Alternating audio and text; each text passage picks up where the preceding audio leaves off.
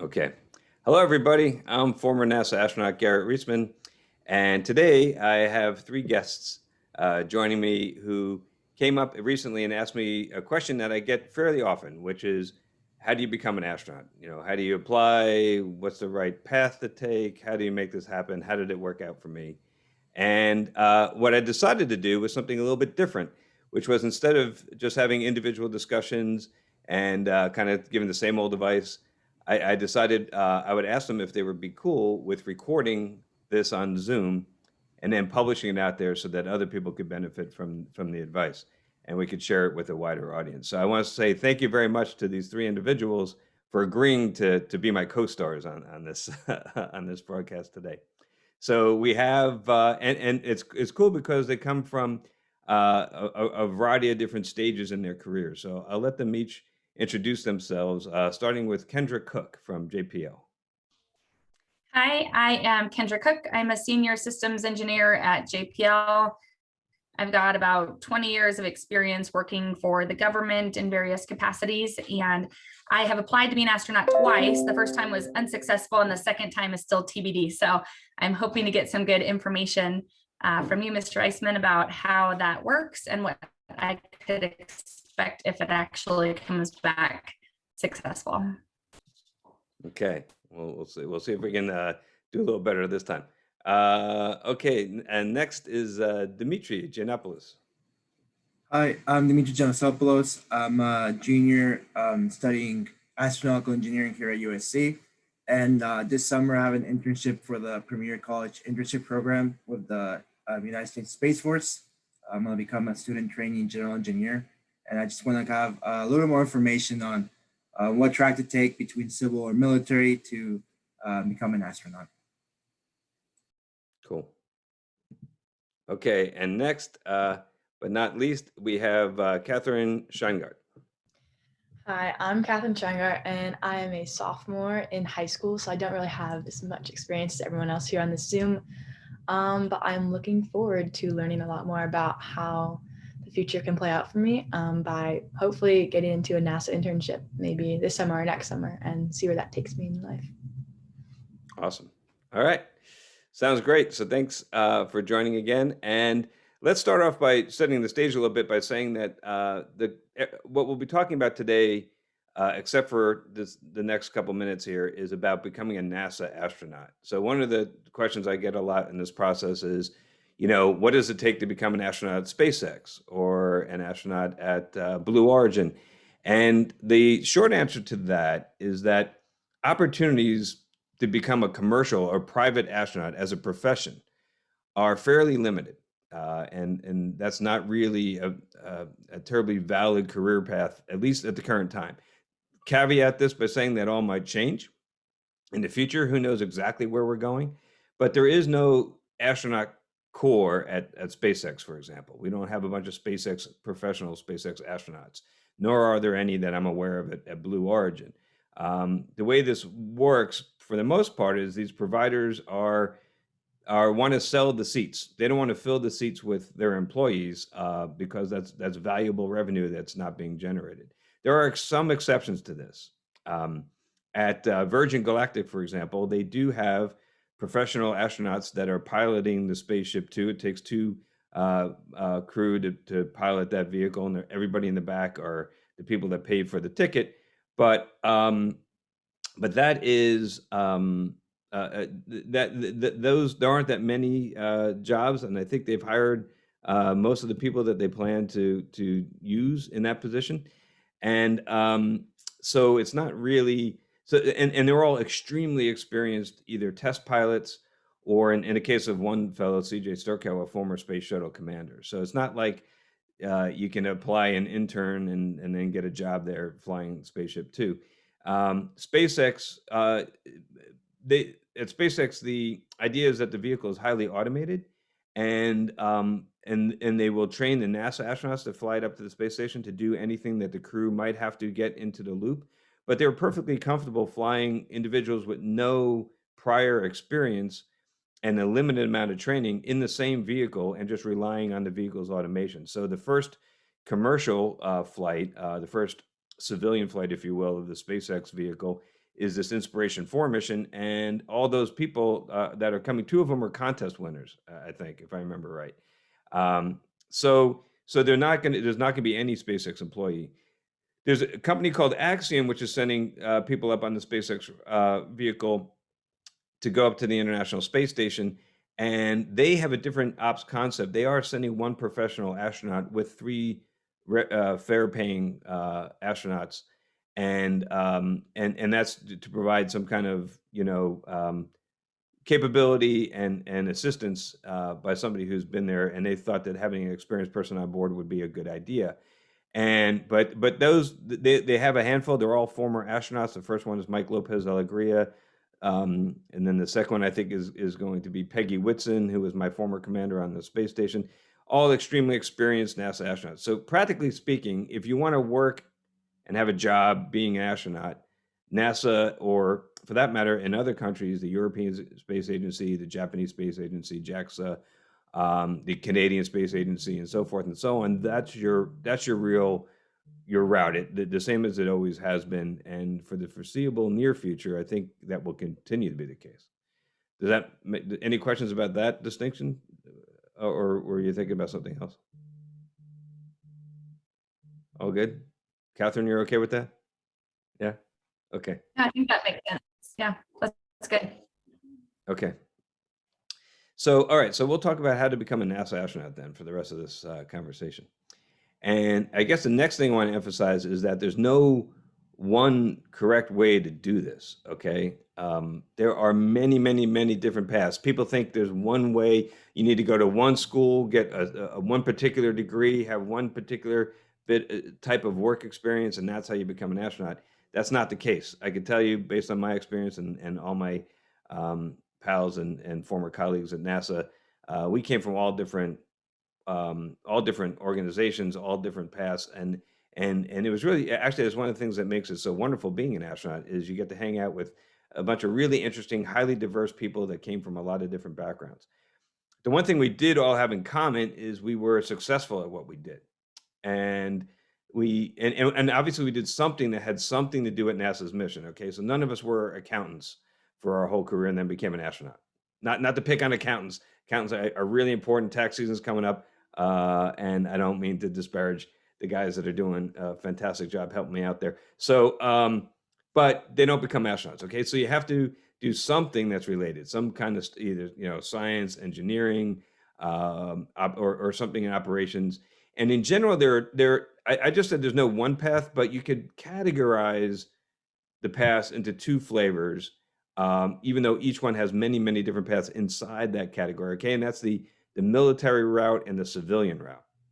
And the military route, there's a process by which you go through your branch of the service, and there's a pre-selection done by the Air Force, by the Marines, by the Navy, to select a group of candidates that then get forwarded on to NASA.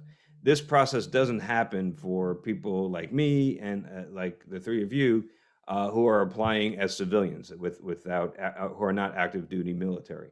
That, by the way, this also would apply to people who are retired military. So if you're active duty military, then you go through your service first, and typically what the services put forth to NASA are test pilots, graduates of either the Air Force Test Pilot School at Edwards or the Navy Test Pilot School in Pax River, or other military operations. So the Army has typically it'll be Army rotorcraft. A lot of helicopter pilots come from the Army, Army Rangers, other special forces. So sometimes the Navy will send SEALs and other people with different operational backgrounds. But it's mostly pilots and navigators with test pilot school experience coming from the armed services. They almost all have at least a bachelor's degree and usually a master's degree also in engineering or some kind of science. Now, for the rest of us, which I think would apply to all 3 of you, right? None of you are active duty military, right? I'm looking at you, Catherine.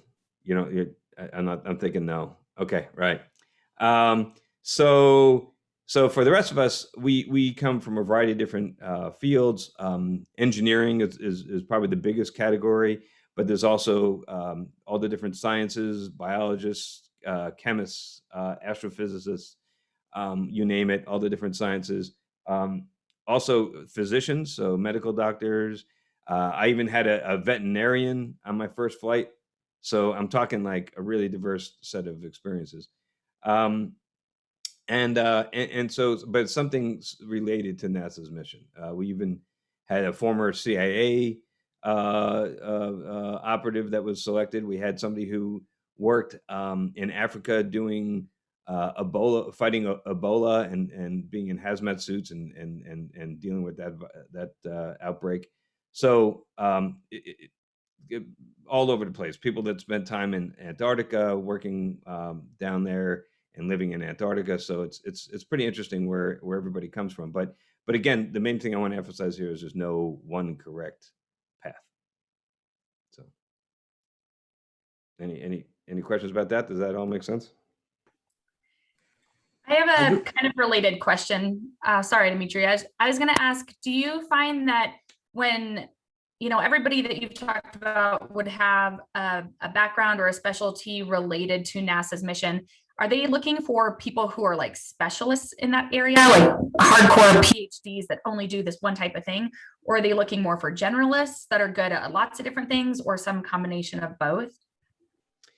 Some combination of both. I think it's not. I think there are people that did a lot of different things in their career, were kind of generalists, and others that specialize in one very narrow thing. So I think that either of those approaches can work. The one thing, though, that they do look for, no matter what path you're taking, is they look for a demonstrated track record of success. They want you to be one of the best at whatever you do, whatever path you pick, whether you're a generalist or a specialist. They want you to be really good at it, and so that you've had a very successful career up to that point. So I've seen people make the mistake of choosing like to go study astrophysics or something because they think that that's going to be the best path to become an astronaut, when their heart really wasn't in it, and they become so astrophysicists and they don't get selected. So whatever you do, you have to do it well. And typically you only do something well if you like what you're doing. Very few people are truly successful and do something truly remarkable doing a job that they're not passionate about, right? That their heart's not in it. So the advice I usually give people when they, like Catherine and Dimitri, this probably applies more to you, but when they're asking like, should I be a mechanical engineer or an electrical engineer, computer science, whatever, my advice is, what do you love doing? Because you're going to do this for years and years, and if you're going to be an astronaut, you have to do it really well. So pick something that really excites you.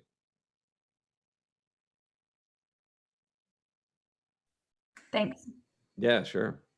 Dimitri, what are you planning on doing after you get done with undergrad? That's what I'm trying to figure out. Because right now, so I have an internship with the United States Space Force. It's called the Premier College Internship Program, where it's a program of different students through like the Air Force and the Space Force. So I'm gonna be working at the Space Missile Center down near LAX. And I think I'm gonna get assigned to a project. But after this summer, I'm trying to see what's better for me, if I want to go sort of a civilian military route or work at NASA Johnson Space Center or at a different NASA facility. Because I'm trying to see what is the best path for me to create the most impact for my application. Because from different conversations that I've heard from different people, they're looking for, as you said, people who are really good at what they do, but also people who are really diverse, and they know how to do different things, and but they're also really good at one thing. So I'm really into like design and testing, structures, manufacturing. Those are the things that I'm more focused on. But I think after this summer, I'll be more knowledgeable on and have a better more knowledge to back my decision on what I want to do. But before I start that over the summer, I want to have different conversations with different people, and experience in the field as yourself, just to help me make that decision to choose my best path forward. Okay. Cool, cool. Well, as far as those different government experiences, whether at NASA or at in the Space Force, either one can work. I mean, there are certainly plenty of examples of people who had industry experience, like I did. I didn't have any government experience before I started working at NASA, but there are plenty of people that did work for the military as as civilians, as civil servants. There are plenty of civil servants that worked at NASA that got selected. I would say, if anything, working at NASA might be somewhat advantageous in the sense that there are two reasons why. One is it demonstrates that you have a strong interest and a dedication to the mission of human spaceflight. If you're working at JSC, you're probably working on human spaceflight, and that demonstrates that, hey, this is something that is very important to you, and so that's good. On the other hand, and the other thing is they get to know you. They could go down and talk to your boss. You might actually work with some of the astronauts. That's often the case, is that your work brings you into contact with the people who later will be sitting on the interview committee interviewing you. So that can be a plus. It also could be a minus. Sometimes a fresh face, it can be a good thing too. But in general, the more you can build their comfort level, the better. And this is one general piece of advice I'll give all of you, which is that, and by the way, I served on the selection committee 1 year. So I think it was 2008, 2009. I was on the board that did the selection. I guess 2009, and we selected the class of 2010. And I can tell you that the board is more worried about making a mistake than they are about optimizing for the 10. They'd rather, instead of getting the 10 very best people, they'd rather get some people that are in the top 20 but are like sure things and are not going to be or have the least risk of making a mistake. Because we have made mistakes before. I mean, look at me, right? They picked me, so obviously this is a highly flawed process. Okay, and they don't want to make that kind of mistake again. It's been, especially, we got away with it a little bit more in the shuttle years, because if you have somebody that's either not super competent at the work, or for interpersonal reasons is not really a good fit, you can make it work for a shuttle mission for a week or two, where you have jobs that you can assign them to do that aren't really mission critical. There are ways you can get around it. When you're talking about living on the space station, that opportunity vanishes. Everybody's got to be very good, because you might need them to go out and do a spacewalk. If you're in a situation where you might lose the space station if you don't go outside and fix something, you might need them to do robotics operate, and you can't just ask the other guy, because there's only a couple of you up there, right? So you can't hide on the space station, and you're going to be living together for long duration flights, not a week or two, but like months and months, maybe even a year, right? So it's become even more critical not to make a mistake, and so they're going to want to be sure. So another piece of advice I give people all the time is apply early and apply often. So Kendra, I know you've already been through this process once. Nobody should ever get discouraged if it doesn't work out the first time, because it's very, very typical. I think the mean is something like 2 or 3 interviews before they select people. And I know people that interviewed like 5. I think, I don't know what the record is, but I think there's maybe even 6. A person went in for 6 interviews before they finally got selected. Maybe 5. Anyway, it's a lot. And that's because, again, they're very risk averse. So they want to make sure they really have a good feeling for you before they select you. They want to get it right in selection. They don't want to have to fix it after selection. That's very, very painful and very difficult. One thing I noticed in applying this last year in 2020 that I didn't notice 5 years ago when I applied is that I had to take like the personality test, basically, to see how you would respond to different situations and what kinds of people do you work well with and those kinds of things. And I don't know if 5 years ago I just never made it to that part of the process, or if that's something new that they're doing now to try to work out some of those interpersonal kinks with applicants before they even bring them in for an interview. Right. So the process has been evolving. We just started doing some of those. We extended it to 2 weeks, and we started doing some of those kind of psychological leadership, followership type of screening exercises. And when I went through this process as an applicant, we just had a single interview for 45 minutes, and pretty much everything else was medical and and then there was like a social event, which was, make no mistake, definitely a second interview opportunity, but that was really about it. we didn't go through any kind of cognitive skills testing, but that's all changed now because of what I was saying before, because of the criticality of finding people for long duration flights on space station, and that you can't find out later that somebody has no mechanical aptitude for robotics, because now you can't use them because everybody has to be able to do robotics now. So it has changed, and it has continued to evolve after I left. So you went 5 years ago, Kendra? Yeah, I think it's every 5 years or so. So I applied this last year in 2020, and then whatever the previous one was before that, which was probably about 5 years before that. So I know they've continued to tinker with it, so it might be slightly different this time around. But I suspect you'll see that again. That there will be some type of screening, psychological screening. It's more really about figuring out if you can play well with others, right? That's really what it's about, not necessarily. Yeah, we had to write an essay this time also, which as an engineer, that's very stressful, right? To have to write a timed essay and convey what you want to convey, and you only have 20 minutes to do it. So I thought it was actually pretty interesting, that part of the process, before they even down select into who they're going to interview. And so that was something that was new to me this time around. Do you have any comments on how many times you applied and what changed between the times you applied, and if you changed your strategy at all between application periods?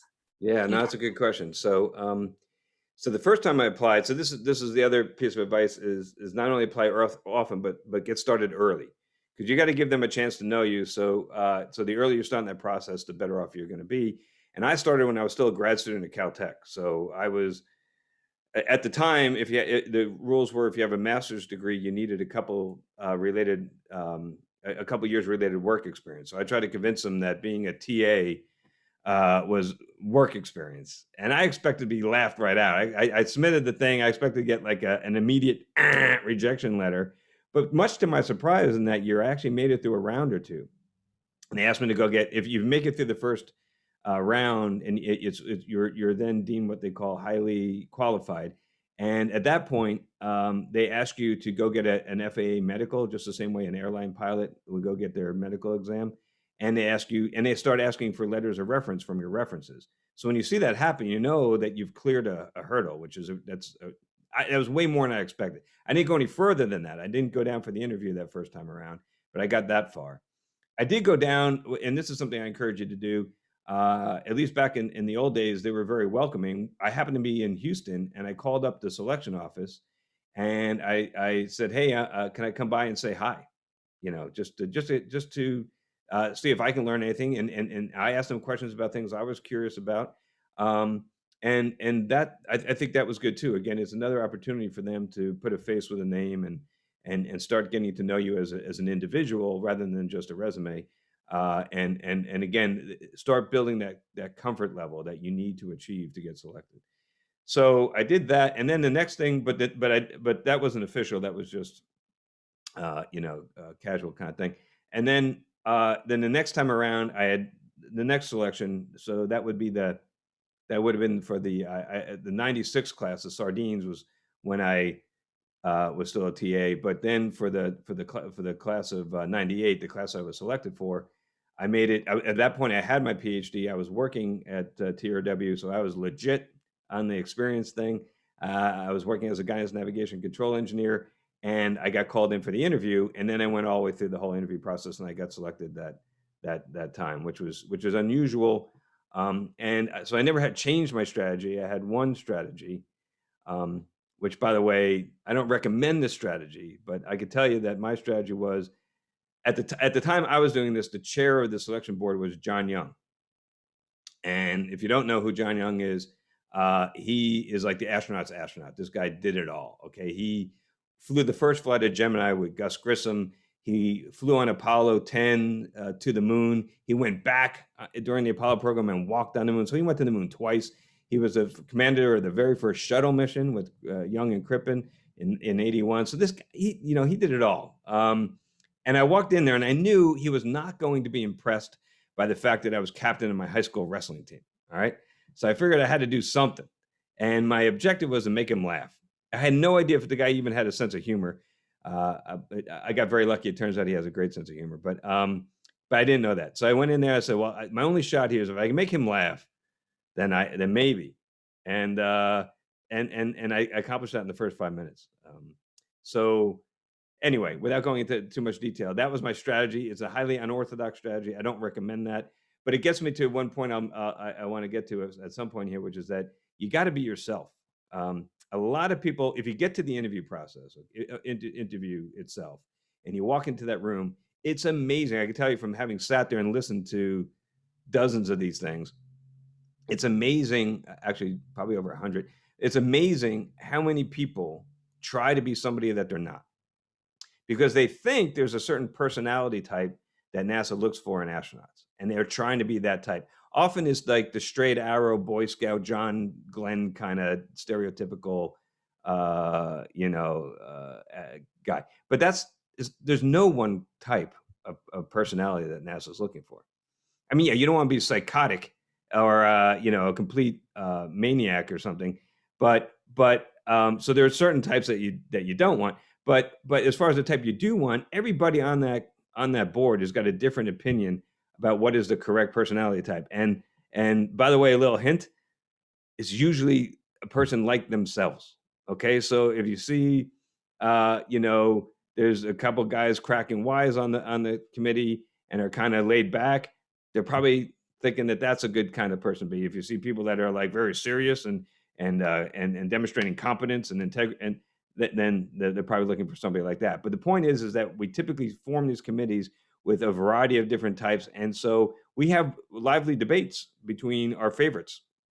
And the thing is that so you can't tell going in there like what is the right personality type. Should I be an extrovert, an introvert, like the whole Myers-Briggs things? Like what quadrant should I be in? No, don't even think about that, because when you start going down that road, you start trying to be somebody who you are not. And so many people do that. And when they're in that interview, it comes off as phony and artificial. And again, that comfort level, that kind of warm, fuzzy feel that you're trying to achieve in that process is not going to happen if you're not being yourself. So if you're an extrovert that is a goofball like me, then yeah, try to make John Young laugh. Go for it. All right. If you're not, don't try that. All right. It's going to be a disaster. All right. If you are a quiet, studious person, that's okay. Don't go in there and feel like you gotta like somehow come across as some, really outgoing, crazy, whatever. So just be who you are, because who you are is what got you to that interview. If you try to be somebody who you're not going to succeed in the interview, because that's not what got you there. Okay, so that's really important. But let's see, there was something else I was going to say. Oh, I know. So Dimitri, going back to so you can have experience in government, you can have experience in industry. But the one thing, so I'm about to give you, and this applies more to Dimitri and Catherine, but I'm going to give you two completely contradictory pieces of advice. And I'll be upfront with you and admit that this is a contradiction, and I apologize. Okay. But the first piece of advice, and this applies to all of you, don't do anything to try to become an astronaut. All right. I know that sounds kind of weird, all right, and counterintuitive. But there are a lot of people out there who think that the right way to become an astronaut is to check a bunch of boxes, right? And have a bunch of things on your resume, and these things are typically like flying airplanes, scuba diving, Russian, learning how to speak That's exactly Russian. what I'm doing. That's Yeah. exactly how I feel. I'm minoring in Russian. I want to become a scuba diver for get my license and become a pilot. Here's the thing. If you're not a pilot, if you don't speak Russian, and if you're not a scuba diver, when you get there, they will teach you. Okay, that's not a problem. They can teach you those things. All right. They don't need to see that. Oh, this guy is okay. They got a 10 out of 10. We're going to hire them. That's not how this works. Okay. So don't go do things just to become an astronaut. If you would do it, and so one question that you should ask yourself when you make a major decision like this is, if I knew for a fact I was never going to be an astronaut, would I do this thing? If the answer is yes, if you've always wanted to fly airplanes since you're a little tiny kid, And like me, you read every single book in the elementary school library that had to do with airplanes, and you couldn't wait until you were far enough away from your mother so that you could do it without getting in trouble, then go do it. All right. But if the answer is no, I'm only doing this because I want to have my private pilot license so I can put it on my astronaut application, then you're doing it for the wrong reasons, and it will backfire. Okay, this will not help you become an astronaut.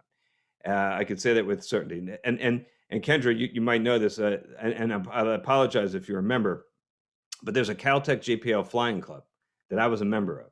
Okay, back in the day, and several. I think John Grunsfeld, Jay App, there were a couple of us that were in that club that eventually became astronauts.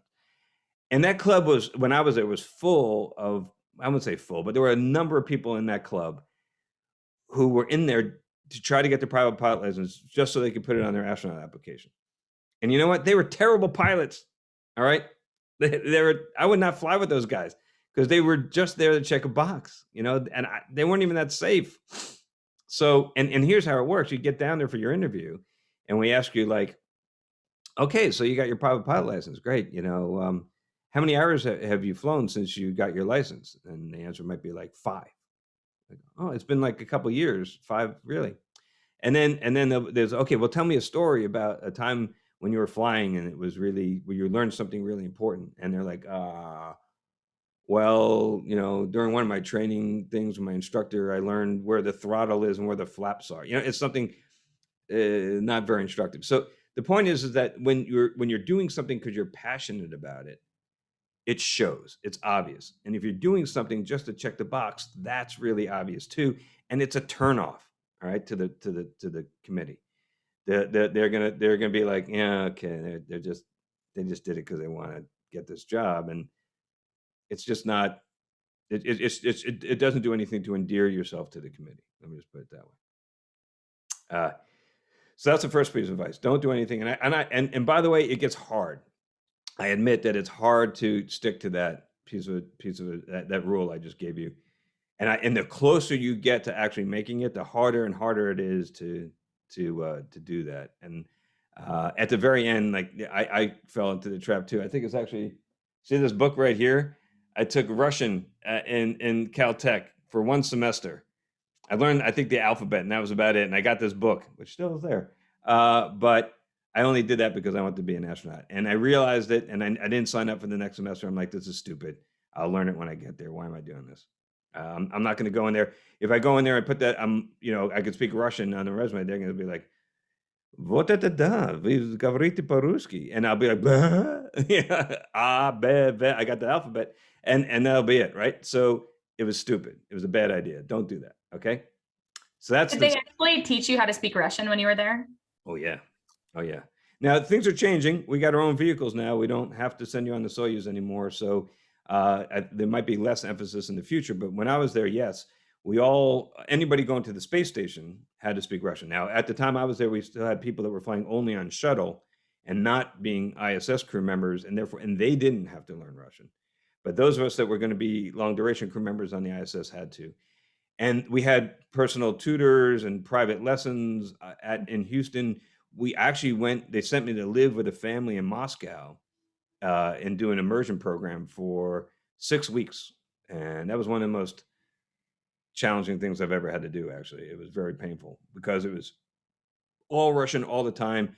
And I was at a beginner level when I went there, which is really not where you want to be. You want to be like intermediate before you try something like that. But we didn't have the time, so I just did it. And it was hard, but it worked.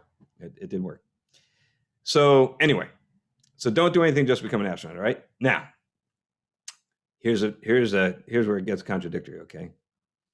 For all of you who are trying to do this without being a test pilot or a Navy SEAL, okay, you need a PhD. All right. Now, I know now it used to be you can do it with a bachelor's degree and I think 3 years work experience. I think the latest requirement is a master's degree and 2 years work experience. Is that right? But very few people make it with that minimum. Almost everybody that comes in from the civilian side has a PhD or an MD if you're a physician, same equivalent. So, and why is that? Is it like really? Did my PhD help me be a good astronaut? No, not really. I can't say that like I really. There are some astronauts that continue to do research and practice their profession while they're astronauts. Very few. My hat's off to them, because you got enough to worry about as an astronaut. Finding the spare time, you have to do it as your hobby if you're going to continue doing any of those things. You're not going to actively, if you're a biologist and you become an astronaut, you're not going to have a biology lab at Johnson Space Center and be encouraged to go do biology, as part of your job. You can do it as part of your hobby, but otherwise, no, that's not your job anymore. You're not a biologist anymore. You're an astronaut. And, we were operators, right? We had to know when this thing happens, when that light turns red, you flip this switch and you do, you make sure you don't forget to turn the oxygen on, whatever.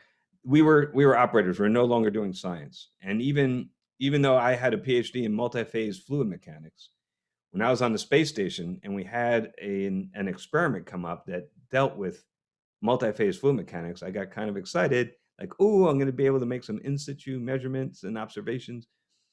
And the thing came up and the enclosure was all opaque. Okay, I couldn't even see the thing. And my job was to turn it on, change out the cartridges, make sure it didn't get too hot, clean the filters when they got dirty. I was not doing science up there. I didn't use my PhD at all. Now, that's gotten a little bit better now that we're doing a lot more science on ISS than when I was there. We were focusing on building the ISS, and now the amount of utilization activities going on is much, much higher. So it might be a little bit different. But the bottom line is you don't need a PhD to be an astronaut necessarily. So why am I telling you got to go get one? Even though I just told you don't do anything, just become an astronaut. And that's a big thing, committing to a PhD. The reason is that it just makes it so much easier for them to select you. When you have 20,000 applicants and you're picking 10, it's a nightmare to try to filter that down. And one really easy binary filter is just PhD or no PhD. And you can take this giant stack and make it a much smaller stack that's much more manageable. And that's my personal view on why. And you can still, in that smaller stack, find extremely good qualified candidates. So why not do that and make your life easier, and have that prestige of having all your astronauts having PhDs, right? So for that reason, it's kind of, now it's not impossible. There are people who have been selected recently without I don't know how recent, but have been people selected without PhDs. In my class, it was just a couple, and I'm talking about the civilians, not the military. It's different for the active duty military, but for the civilians, there were a couple that, like, for example, Leland Melvin didn't have his PhD. He had a master's degree in material science. He was doing incredible, really groundbreaking research at NASA Langley on aerostructures, using embedded fiber optics to keep histories of stress and strain in the structures. It was really cool work he was doing, but he didn't happen to have a PhD. But he was a wide receiver in the NFL. Okay, played for the Cowboys and the Lions. So he had, like, so you need, if you're not going to have your PhD, you got to do something extremely incredible to balance that out. All right. So Dimitri, Kendra, I know you have your PhD, right? I do not. I have 2 master's degrees, but no PhD yet. You kind of piled them. Yeah, you could kind of, it's like I said, it's not impossible, but if you still have the option to go out and do that research and pick it up, it would be a helpful thing. And for Dimitri and Catherine, it's something that you might want to think about if you want to do this. Now, having said that, remember rule number 1: if you have no interest in doing basic research and no interest in spending 5 years, this is a huge commitment to go get a PhD. It could be like 5 years of your life, that you're going to be earning a stipend, which is what they call a salary when it's too small to call it a salary, right? So it's hard. It's not easy. It's a lot of hard work, and it might not be the best thing for your career. If your honest answer is I would never do this except for I want to be an astronaut, then it's just probably not worth it. And then you should look to doing something extraordinary in addition to your master's degree to push you over the top. Okay. Thanks. Sure. I have another question along those lines. Do they give any military preference for former military? Yeah. So that you definitely, if you're retired military, or have any military experience, or if you're in the Guard or something like that, that definitely is a plus. You might not be nominated.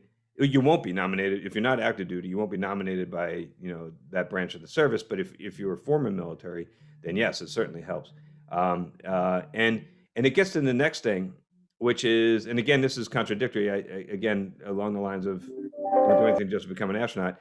One thing that's important is if you're not military, they are wondering whether or not you can be operational. Okay, and and the definition of this idea of being operational is different than being a really good scientist. Um, I guess the way I describe it, my definition of operational is that you can make good decisions in real time using judgment without having time to do analysis or sleep on it or think about it. Okay, so it's got to be real time where the consequences are severe, possibly to yourself and your safety and well-being. You're possibly whether or not you go home and sleep in your bed that night depends on whether or not you make a good decision. That's operational. Now, there are plenty of people who are stellar engineers, scientists, physicians. Well, physicians have to be operational. Well, it depends on the type of medicine, I guess. But you could be extremely good in the lab or in your engineering center, and not be operational. You don't have to be operational to be a really good scientist or a really good engineer. And you all know this, right? Like you could think of somebody who might be extremely good scientist or an engineer that you work with, who you would never lend your car to them, okay? Because they're a terrible driver and it's gonna come back all scraped up because they don't pay attention when they're driving down the street and they don't use their turn signals, right? So that's what I mean is so if you come in and your resume and your experience has all been in engineering or science, like most of us, they're going to look for something that gives them some confidence that you're going to be able to be operational. And by the way, that's why they use the T-38s, those airplanes we fly around with. They are incredibly fun, but they really use them to figure out if when you're confronted with real life consequences of your decisions, if you can still do your job and function well in that environment.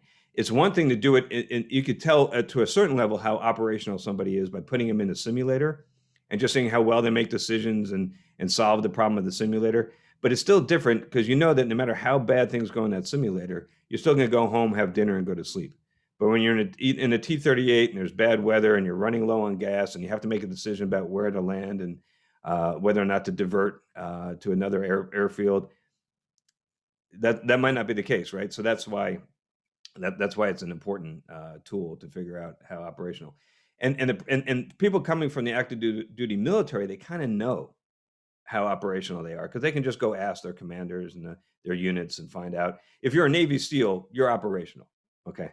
Otherwise, you'll never become a Navy SEAL, right? If you're a test pilot, you're operational. That's a given. So they have a different burden of proof. They have to prove that they can handle working with civilians and super smart people and still do a good job. But super smart people have to demonstrate that they can be operational. And so there's a bunch of different, but there's a lot of different ways you can do that. You got to find, again, something that you're passionate about, something that you like to do. Don't just go and join the Caltech JPL Flying Club and get your private pilot license just to prove you're operational. Now, if you love flying and you always wanted to be a pilot, that's a great way to demonstrate you're operational. You can be operational, right? Especially if you go on and get advanced ratings like instrument ratings, commercial ratings, flight instructor.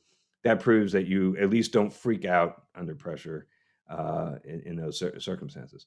But there's other ways too. There's things like scuba diving, mountaineering. There's a whole variety. If you've ever been an EMT or a firefighter, or there's a race car driver. I mean, there's a lot of different things. Find something you love to do that's operational, and then go do it well and demonstrate some success, and that's going to help you out a lot. That's really interesting, the checkbox thing remark that you mentioned because that's sort of like from what I've seen and from people I've talked to, just I've seen I was like, well, I have to be a test pilot. I have to do scuba diving because of the buoyancy lab at DSC, and I think it would make more impact if I knew Russian beforehand. But I wasn't really sure if I wanted to do those things, especially the scuba diving one. I wasn't sure if I really wanted to become a scuba diver beforehand, but I was just doing it. I planned to do it like after I graduated, just to have as much information or like as much impact on my resume to become an astronaut. So that those two contradictions just Yeah. changed everything for me, which is really great because now I'll have to like think about it for the next couple of months and think about like what I'm gonna do.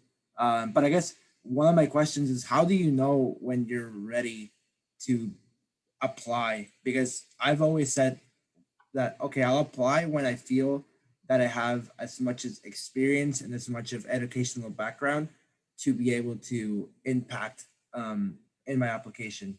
Yeah, Because I no, know I'll have to apply a second time. I'm pretty sure. right. but So I the want to be earlier the prepared for my better. first time too. Yeah, Dimitri, the earlier the better. And as soon as you think you have, a reasonable, if you're in a gray area about whether or not you meet the basic criteria, then go ahead and apply. All right. If it's clear that I think now you have to have a master's degree. So if you don't have a master's degree, you still might want to apply and say master's degree expected, and provide a date where you plan to get your master's degree if you're planning to do that.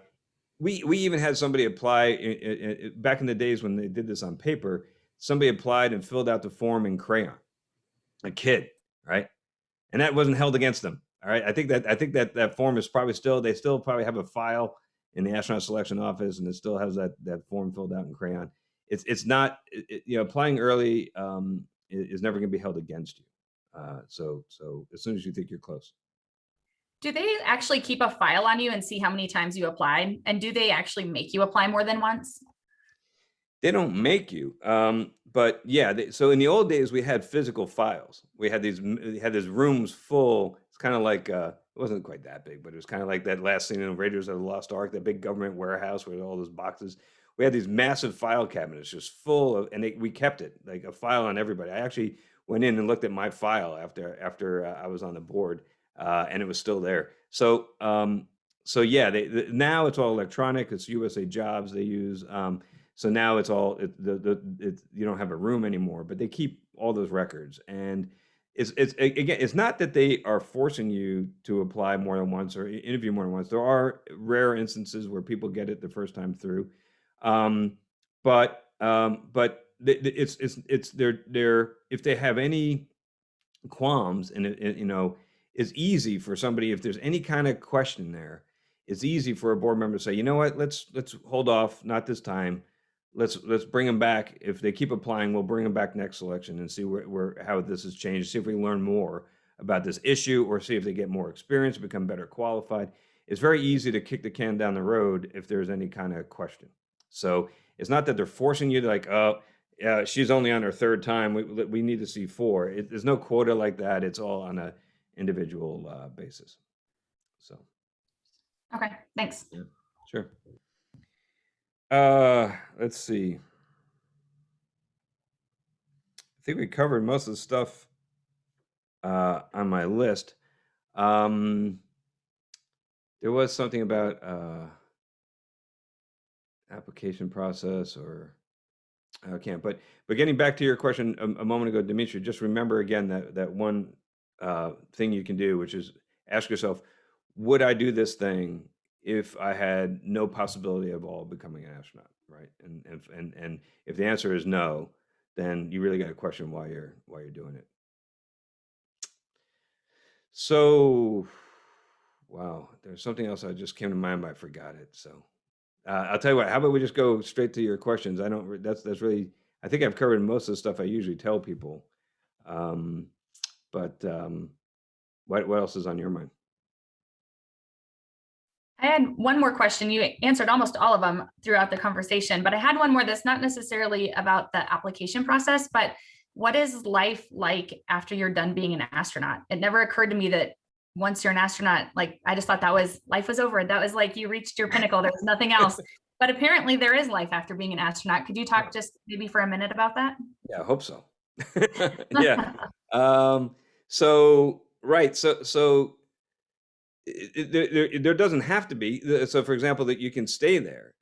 In the old days, you could just stay in the astronaut office almost indefinitely.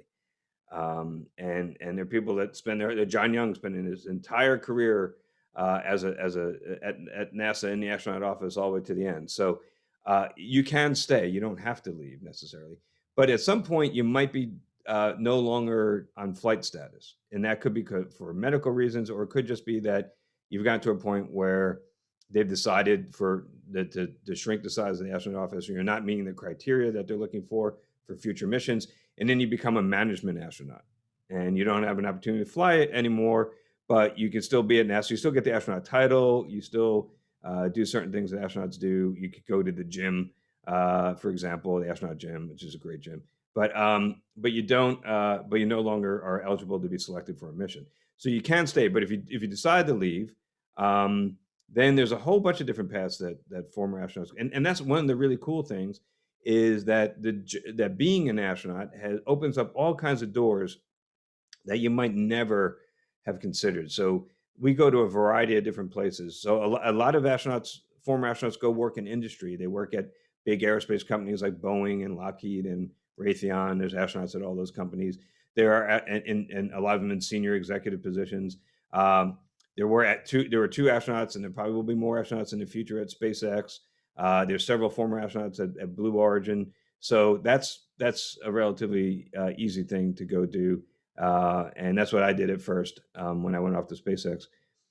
You can also go and do what I'm doing now. You could go back to academia. We have a number of former astronauts that are now professors at UC Davis, at USC, at University of Colorado Boulder, Texas A&M, MIT, all over the place. There are former astronauts now being professors. You can go into politics. So we have another former astronaut now that's a senator, Mark Kelly. And so there's all kinds of things. And that's what's really cool is you can be whatever you want to be when you leave. And it depends on or you can just retire, right?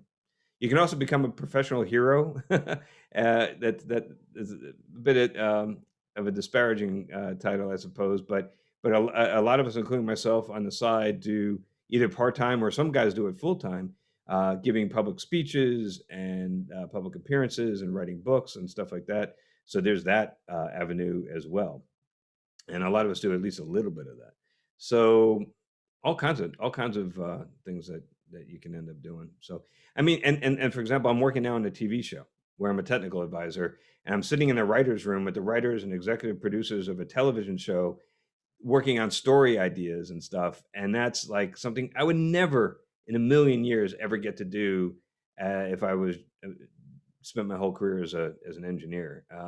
So who knows? You might end up doing all kinds of crazy things. Cool. Thanks. Sure.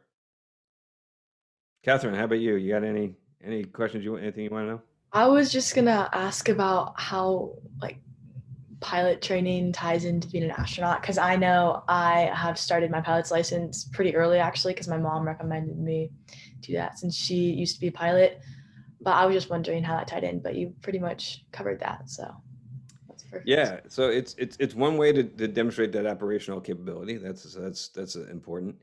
But again, there were actually at least two members of two maybe more members of my class that did not have a pilot's license when they came to NASA, and they taught them, and they learned to fly in the T-38, which is kind of a crazy way to start. I definitely recommend like a Cessna 152 to get your feet wet rather than hopping right into a T-38. But it can be done, and because you don't have to actually in the T-38, you don't. The only people who are allowed to solo in the T-38 and actually take off and land the T-38 are former test pilots. They're test pilot school graduates. So even if you're a military aviator, you might not be allowed to fly front seat in the T-38. You might have to fly with either a pilot astronaut or an instructor pilot. So it depends. It's kind of on a case-by-case basis. So for those of us who like myself, the highest performance airplane I flew before I went to NASA was a Bonanza. And so the T-38 was quite a step up.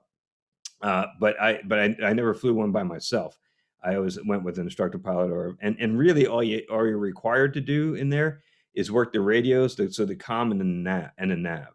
Now, having said that, if you demonstrate an ability, they'll let you do all kinds of things, short of taking off and landing. But you can go fly instrument approaches. They had they could put this big canvas sack over the canopy, and they put you in this like little cave, and that's how they practice doing instrument approaches in T-38s. So you can go up and practice doing GPS and ILS approaches in a T-38 with that in that cave and try to fly it, and it can introduce malfunctions.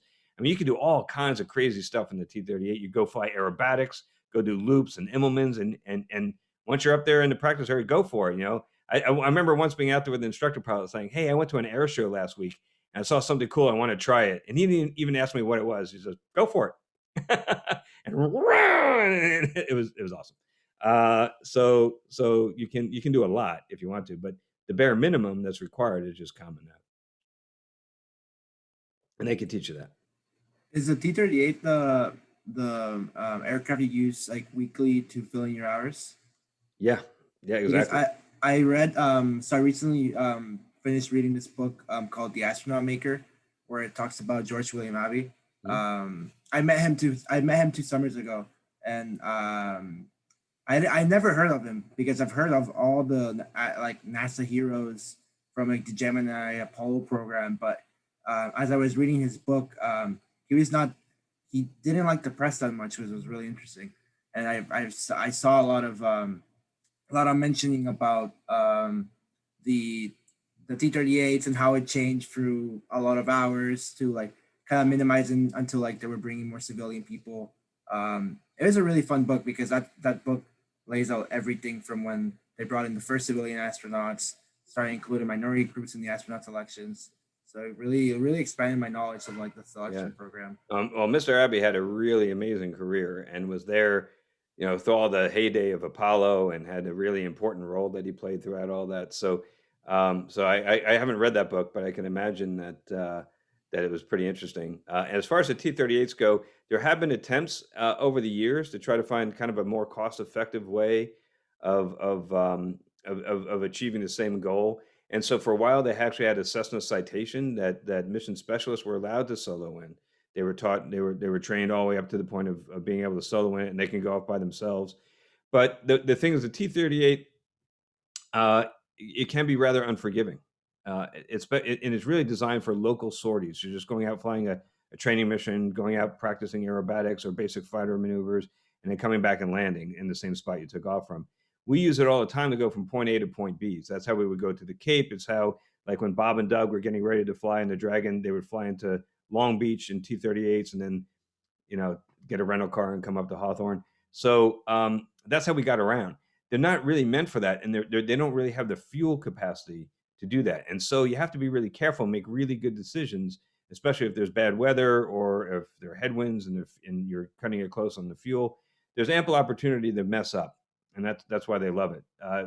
It's also something that it's nothing like a modern fighter. It has a thruster weight ratio of about 0.5, not which is much lower than modern day, you know, F-22, F-35 kind of stuff, or even F-16 or whatever. But you can do enough with it that you can still, if you're a test pilot, you can still kind of keep your skills sharp, which was important during the shuttle days.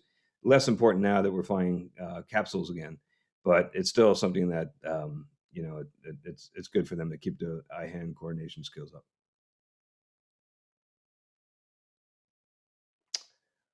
Well, let's see. I think we've gone almost pretty much a full hour here, so I think we've covered most everything. But just one last pause here to see if there's anything that we missed or that you thought of. I had one more question if you have another minute.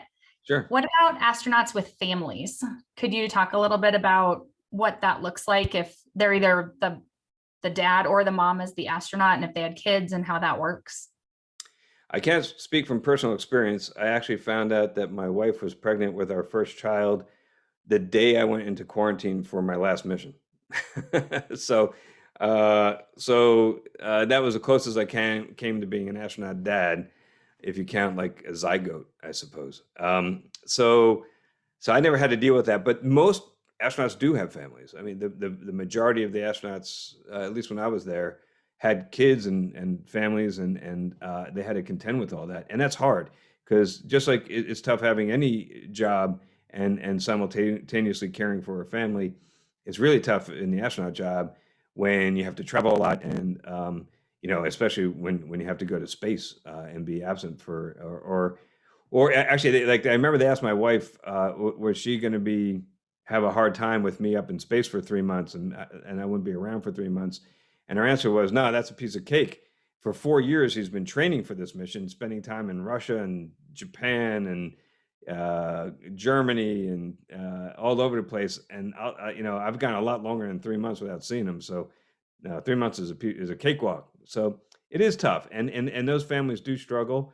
And the most extreme case, we have 2 families right now where where the mom and dad are astronauts.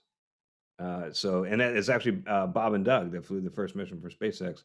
Both of their spouses are astronauts, and so they had to balance. They couldn't be assigned at the same time because somebody had to be around to take care of the kid. So they have to kind of take turns. So, for example, Bob Behnken came back from the Demo 2 flight, and now his wife Megan Behnken is about to fly on. I think she's on the Crew 2 mission. So now he's going to stay home with the kid, and she's going to go fly in the Dragon. So they took turns, and it can be done, but it adds a whole nother level of complexity. But it's not something that, for the purposes of selection, is either a plus or a minus. It just is. Okay, thanks. Yeah. And NASA does provide a lot of support. I should say that, they realize that that's a challenge, and there are behavioral support people and the astronauts and the astronaut spouses all have a very tight community that do help out, and will help you with taking care of the kids or whatever you need, especially when you're up in space and your family is back home on Earth. Cool. All right. Well, thanks again for doing this. I think this is great. This will be a great way for me to share a lot of this information with a lot of people, and not sound like a broken record over and over again, saying the same things over and over. But I want to wish all 3 of you the best of luck. I think I think you're all at different stages, but all potentially really great candidates, and it's fun. I hope you enjoy the application and selection process. This is easy for me to say because it worked out for me, but I always thought that even if I didn't get it, that whole experience was something that I found was a real positive experience, and especially that interview week down at JSC, and now 2 weeks down there, because you'll meet during that interview, you'll meet the other candidates, you'll meet some really incredible people, and you'll have some really cool, fun experiences. You'll learn a lot more about your body than you probably ever wanted to know. But it's all really cool stuff. So it's the destination is fantastic, but the journey is cool too. So have fun and good luck. Thank you. Thank you very much. so much. Welcome.